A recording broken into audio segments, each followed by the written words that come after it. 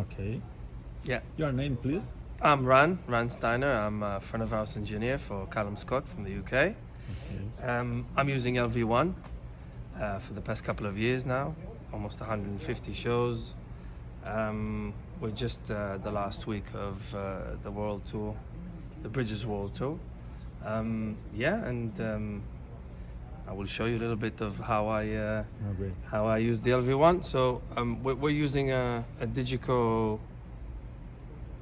SD rack, yeah, and SD at the moment it's an SD8, but obviously it depends on your weapon of choice. But we use an SD rack at Monitor World, and we pull muddy to front of house on a BNC.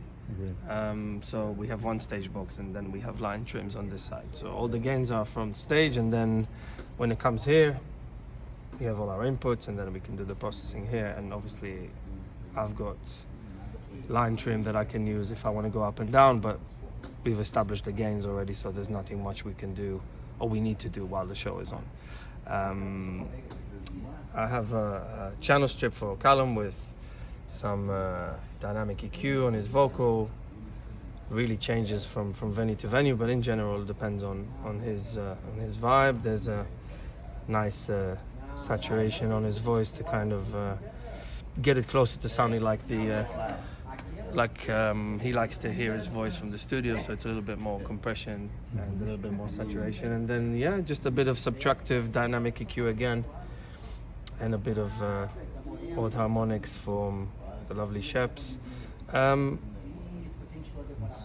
Yeah, we've got a little bit of de-essing going on, which is the closest. I mean, my favorite is the empirical audio, but when we're using just in the box, then we're using this is very similar to my ears. And again, once this is all wrapped up, we've got a little bit more subtractive EQ, just a little bit more dynamics going in and out.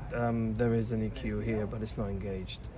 Depending on how loud the stage is, I'm using a little bit of PSE just to kind of make things quiet. And then just because I also love UAD plugins, I mix and match. So my master bus is there's a little bit more EQ again, and then there's an analog insert out of my IOC, literally 2 analog lines that go into my Apollo, and then on the Apollo I've got obviously a standalone mixer which you can use just to sum everything, and then it comes back in and out, comes back into the strip. There's a little bit of again a little bit of coloring from this lovely plugin, and there's a limiter at the end of it, kind of gluing everything together. Obviously you don't have to use it like that, you can stay only in the LV1, but I kind of like how things get glued from using that, and yeah, it's been great.